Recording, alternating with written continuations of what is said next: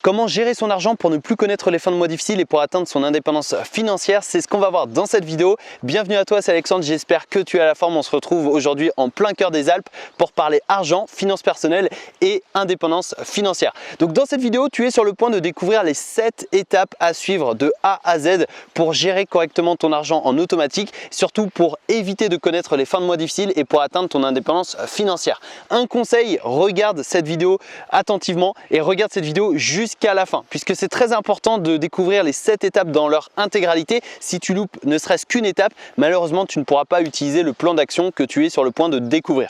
Ce sont des étapes qui ont changé radicalement ma vie, puisque quand j'ai mis en place toutes ces étapes de A à Z, eh bien j'ai pu optimiser mes finances personnelles, j'ai pu gagner plus d'argent sans travailler plus, tout simplement en optimisant mon argent, et ainsi j'ai pu investir pour atteindre ma liberté et mon indépendance. Donc juste avant de démarrer, n'hésite pas à me dire ce que tu penses de cette vidéo, de ce concept de vidéo dans les commentaires de cette vidéo, et également n'hésite pas à la fin de cette vidéo de me partager ton avis global sur les 7 étapes que tu es sur le point de découvrir. Alors première étape, c'est une étape indispensable si tu veux gérer correctement tes finances personnelles, c'est tout simplement de définir tes revenus et tes dépenses. Alors aujourd'hui, si tu es salarié et que ta seule source de revenus c'est ton salaire, ça va être assez facile de savoir combien tu gagnes tous les mois. Par contre, si tu as un salaire, si tu as une activité de freelance, si tu as un petit business, etc., je t'invite à te poser quelques secondes et à additionner toutes tes sources de revenus pour avoir ton revenu global mensuel, c'est-à-dire tous les mois. Et ensuite, ce qui est très important, c'est de définir toutes tes dépenses, c'est-à-dire quelles sont tes dépenses fixes et variables. Les fixes, c'est tout simplement ton loyer, ton abonnement téléphonique, ton abonnement, internet, ça peut être également un abonnement pour une salle de sport, etc., etc. C'est tout les charges, toutes les dépenses que tu connais à l'avance et qui sont fixes mois après mois. Et les charges variables, c'est par exemple les sorties, les restaurants, les bars, c'est les loisirs, ça peut être les cinémas, les théâtres, etc. C'est toutes les charges que tu ne connais pas encore. Mais voilà, je t'invite à checker sur ton compte bancaire durant les 3 derniers mois et à faire une moyenne par mois, c'est-à-dire une moyenne des dépenses mensuelles. Ça te permettra de connaître plus ou moins tes dépenses totales et de savoir si tu dépenses plus que tu ne gagnes. Et ça, c'est très important puisqu'aujourd'hui, il y a beaucoup de personnes qui vivent au-dessus de leurs moyens, qui dépensent plus qu'elles gagnent d'argent. Donc ça pose problème sur le moyen long terme forcément.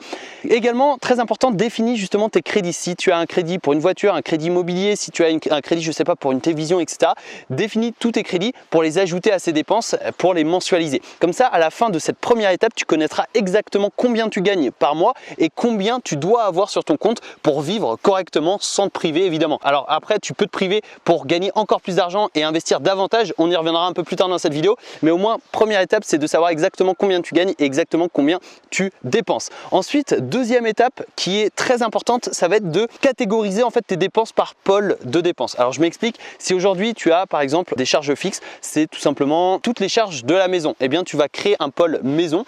Par exemple, ça peut être ton loyer ou ton crédit immobilier si tu es propriétaire, ça peut être également ton abonnement pour la maison, ton assurance, l'électricité, l'eau, etc. Tout ce qui touche à la maison. Eh bien, tu vas pouvoir catégoriser ça et donner un montant exact. Peut-être qu'aujourd'hui, tu as besoin de 650 € par mois pour tout ce qui est habitation. Je dis un exemple au hasard, c'est vraiment au pif, mais c'est pour que tu aies des chiffres en tête. 650 €, ok, ça c'est pour l'habitation. Ensuite, tu vas faire un pôle, santé bien-être. Donc peut-être que c'est ton abonnement à la salle de sport ou alors ta licence de sport, ça peut être également la nutrition, tout ce qui est alimentation, etc. Tu vas créer un pôle comme ça. Après, tu as les courses alimentaires, donc combien tu as besoin pour manger tous les mois. Après, tu as les loisirs, les restaurants, les bars, les sorties, etc. Et en fait, toutes tes dépenses vont être catégorisées par pôle et ça va te permettre par la suite de créer des virements automatiques. J'y reviens juste après. Donc ça, c'était la deuxième étape. Petit récapitulatif, première étape, faire un bilan de situation, c'est-à-dire définir tes revenus, définir tes dépenses, et deuxième étape, ça va être de catégoriser tes dépenses en pôles de dépenses. Troisième étape, ça va être de définir les dépenses inutiles ou superflues. C'est-à-dire que on a quasiment tous des dépenses que l'on n'utilise pas et que l'on pourrait très facilement supprimer. Le fait de supprimer des dépenses inutiles, ça te permettra de dépenser moins et donc d'avoir plus d'argent à la fin. Alors peut-être que les dépenses inutiles, c'est un abonnement à une salle de sport dans laquelle tu n'es pas allé depuis 3 mois. Ça peut être également un abonnement sur, sur une chaîne de télévision ou sur Netflix et tu ne regardes pas Netflix. Ça peut être également un abonnement téléphonique, 30 € par mois sur le téléphone, c'est très élevé, surtout en France. Nous en France, on a la chance de pouvoir ne pas payer très cher un abonnement téléphonique contrairement à d'autres pays. Je pense à l'Australie et aux États-Unis. Quand je m'étais rendu en Australie, les abonnements téléphoniques c'était c'était une fortune, ça valait une fortune. Aux États-Unis, c'était pareil. Et en France, on a quand même la chance avec par exemple Red by SFR ou Soch de payer 10, 12 euros par mois, 10, 15 euros par mois pour un abonnement téléphonique. Donc si aujourd'hui tu payes 30, 40 euros, bah, c'est intéressant de revoir ces abonnements à la baisse pour réduire ces abonnements. Pareil pour Internet, pour la télévision, pour les assurances auto, santé, etc. En fait, tu vas revoir toutes tes assurances, tous tes abonnements, tu vas les revoir à la baisse, tu vas essayer de les négocier et tu peux très facilement économiser 50, 100, 150 euros par mois, tous les mois, juste en prenant une demi-journée et en revoyant tous tes abonnements. Ça peut être ça ou ça peut être tout simplement, je sais pas, aujourd'hui, je vais prendre un exemple classique, mais si tu es fumeur, clairement, la cigarette, c'est une dépense inutile. Alors, c'est facile de dire ça parce que moi, je suis non-fumeur. Je sais que dans les commentaires, il y a certaines personnes qui vont me dire, ok, mais c'est pas concret comme exemple. Je sais, je comprends totalement, mais essaie, pourquoi pas, de réduire, d'arrêter de fumer. Je sais que c'est un exemple bateau, mais sinon essaie de réduire, je sais pas, peut-être si aujourd'hui tu manges tous les midis au restaurant, peut-être de temps en temps manger un sandwich ou de temps en temps faire ta gamelle comme on dit, mais tout simplement pour réduire tes dépenses, pour avoir plus d'argent à la fin du mois, pour ensuite l'investir. Alors on y reviendra une nouvelle fois à la fin de cette vidéo. L'investissement, c'est très important si tu veux atteindre ton indépendance financière. J'y reviens juste après. Donc ça, c'était la troisième étape, ça va être de réduire tes dépenses inutiles et de revoir tes abonnements à la baisse. Quatrième étape qui te permettra d'automatiser la gestion de tes finances personnelles, ça va être de créer des virements automatiques. Aujourd'hui, sur mon compte bancaire, j'ai un virement, enfin sur mon compte bancaire principal, puisque j'en ai plusieurs, sur mon compte bancaire principal sur lequel je reçois le revenu, enfin le salaire que je me verse de mon business en ligne vers mes comptes perso, je reçois un montant et ce montant va être dispersé avec des virements automatiques sur différents comptes bancaires. Alors, je ne vais pas forcément te donner le montant exact que tu dois verser sur tel ou tel compte bancaire pour la simple et bonne raison que ça va dépendre de chacun. Si aujourd'hui, admettons, tu vis à Paris, ça ne va pas du tout être le même coût de la vie ou le même loyer que si tu vis dans un petit village en campagne, bien évidemment. Donc voilà, je ne vais pas forcément te donner de chiffres exacts, ça va dépendre de ta situation et de tes objectifs. Mais en tout cas, moi personnellement, quand je reçois mon salaire, donc le salaire que je me verse personnellement de mon business à mon compte perso, eh bien, je vais répartir ce revenu en différents pôles, notamment les charges fixes, c'est-à-dire que je vais recevoir mon argent sur un compte Boursorama, ensuite automatiquement grâce à un virement automatique je vais mettre un certain montant sur un compte Orange Bank et sur ce compte Orange Bank il y a tous les paiements, tous les prélèvements automatiques, notamment le loyer, l'abonnement téléphonique, l'abonnement internet maison, la salle de sport, etc., etc. Donc automatiquement cet argent va être prélevé de ce compte Orange Bank et ça se fait en automatique, donc j'ai pas à y toucher, c'est-à-dire que je reçois mon argent le premier du mois chez Boursorama, le 3 du mois ça part sur Orange Bank, à un certain montant ça part sur Orange Bank et ça va se répartir pour payer les différentes charges fixes. Ensuite, je vais avoir un autre compte, c'est chez ING, ça c'est pour les impôts, c'est-à-dire que je vais prendre un certain pourcentage de mon revenu que je vais mettre de côté automatiquement pour payer mes impôts. Donc comme ça, je prévois mes impôts pour l'année suivante et comme ça, je suis pas embêté quand je reçois mes impôts à payer, tout simplement. J'ai l'argent qu'il faut et j'ai budgétisé justement les impôts plus ou moins à quelques centaines d'euros près. Ensuite, j'ai un autre compte, cette fois-ci, ça va être l'investissement. Alors j'y reviens juste après, je vais te donner justement une règle à suivre pour investir ton argent, mais il y a un certain parti, une certaine proportion de mes revenus qui vont partir sur un compte en automatique. Ça va me permettre de mettre de côté de l'argent sur ce compte pour ensuite l'investir et après le reste, c'est-à-dire l'argent qui reste sur mon compte principal, je vais pouvoir l'utiliser pour dépenser, pour voilà, me faire plaisir, pour sortir avec mes amis, pour je sais pas, me payer des loisirs, etc., etc. Et ça va me permettre en fait d'automatiser tout le processus. Donc je te conseille vivement de respecter une règle que l'on va voir juste après, mais juste avant de voir cette règle, eh bien je t'invite à te créer un fonds de sécurité. Et ça, c'est l'étape suivante. Donc ça, c'est la cinquième étape, ça va être de se créer un fonds d'urgence. Alors, qu'est-ce qu'un fonds d'urgence? C'est tout simplement, allez, 3 à 6 mois de dépenses. C'est-à-dire que si aujourd'hui tu as besoin de 1500 euros par mois pour vivre, eh bien tu vas avoir 3 à 6 mois d'avance sur ces 1500. C'est-à-dire que si tu as besoin, enfin si tu te dis ok, moi j'ai besoin de 3 mois d'avance, il va te falloir 4500 euros de côté. Et si tu perds ton job, si ton business en ligne s'écroule ou si tu connais une grosse galère, tu sais que tu as 3 mois d'avance pour rebondir. Tu as 4500 euros, soit 1500 euros par mois pendant 3 mois et tu es serein et tu vas pouvoir investir ton argent par la suite de façon sereine, sans stress, parce que tu sais que tu as de l'argent, tu as suffisamment pour vivre 3 mois. Alors ce que je te recommande, c'est 6 mois, c'est-à-dire que si tu as besoin de 1500 € par mois, tu auras besoin de 9000 € de côté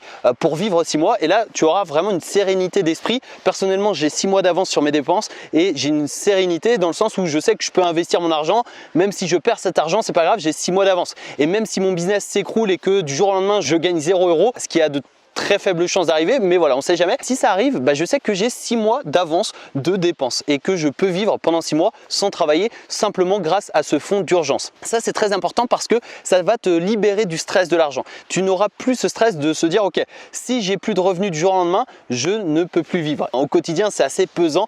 J'ai connu ce sentiment-là quand j'étais étudiant. J'avais aucun argent de côté, aucune économie, et je savais que si je perdais mon job étudiant, disons que j'étais entre guillemets dans la merde. Excuse-moi pour le terme, mais c'était la réalité. Donc créer ce fonds d'urgence, c'est très urgent, c'est très important également, parce que voilà, ça te permettra d'avoir une sérénité d'esprit, de te libérer du stress. Donc ça, c'est la 5e étape. Et la 6e étape, c'est d'utiliser la loi que je te parlais juste avant le fonds d'urgence, la loi 90-10. Ça veut dire que tu vas utiliser 90% de ton revenu pour vivre et 10% pour l'investir. Je prends un montant au hasard, mais si admettons aujourd'hui tu gagnes 2000 €, tu vas prendre 90% des 2000 €, c'est-à-dire 1800 € pour vivre, et tu vas investir 200 €, c'est-à-dire 10% de ton revenu. Ça, c'est le minimum. C'est-à-dire que si tu peux investir plus, si tu peux investir 15, 20, 30, 50%, bien évidemment, je t'invite à le faire.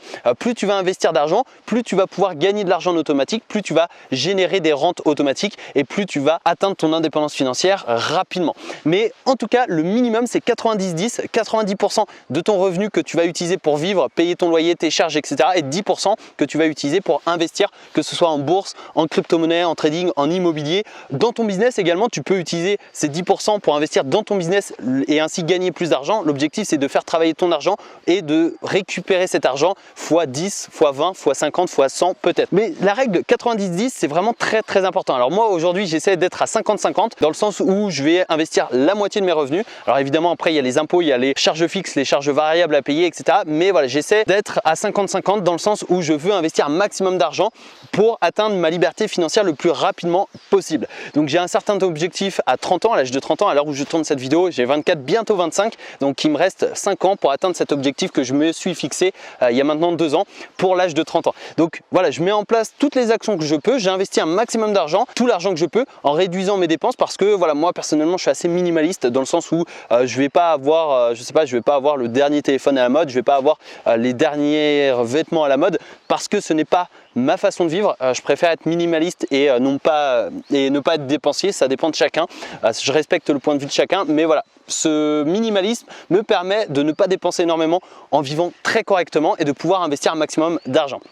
Donc ça, c'est la 6e étape, d'utiliser la loi 90-10, et la 7e étape, c'est l'étape ultime qui te mènera vers l'indépendance financière. Je te l'ai un peu spoilé, c'est tout simplement investir son argent. Donc j'ai fait la 6 et la 7 en même temps, mais voilà, investir son argent, c'est extrêmement intéressant et extrêmement important si tu veux faire travailler ton argent à ta place et si tu veux atteindre ton indépendance financière, ou du moins te créer des revenus passifs dans les prochaines années. Alors attention, c'est pas en investissant 1000 € ce mois-ci que tu vas te créer des revenus passifs le mois suivant. Il va vraiment falloir continuer d'investir mois après mois, année après année, et c'est en investissant comme ça en continu que tu vas pouvoir profiter des intérêts composés, c'est-à-dire gagner des intérêts sur les intérêts gagnés, et c'est comme ça que tu vas pouvoir véritablement te créer des revenus passifs en automatique et devenir rentier, devenir indépendant financièrement.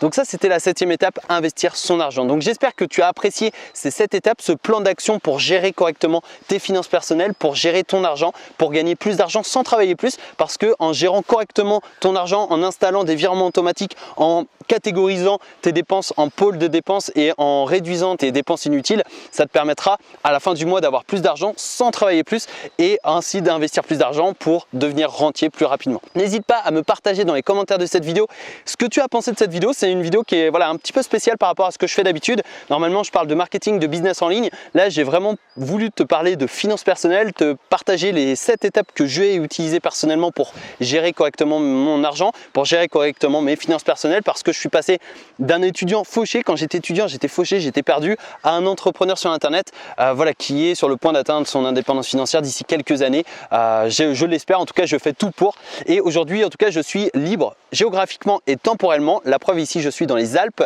et je peux, enfin là on est un vendredi donc en plein milieu de la semaine, et je peux profiter de mon temps pour créer du contenu, pour impacter un maximum de personnes sur internet, et c'est l'objectif que je me suis fixé au travers de ma chaîne YouTube. Si tu veux recevoir toutes mes prochaines vidéos, n'hésite pas à t'abonner et activer les notifications, c'est 100% gratuit, et n'oublie pas de rejoindre gratuitement le challenge affranchi. Ça se passe dans la description de cette vidéo, c'est le premier lien, c'est 100% gratuit, et ce challenge affranchi t'aidera à créer et à lancer ton business en ligne rentable pour gagner plus d'argent sur internet, pour pouvoir investir plus et surtout pour ne plus connaître les fins de mois difficiles. Sur ce, je te souhaite une excellente journée, je te donne rendez-vous dans une prochaine vidéo. C'était Alexandre, ciao ciao.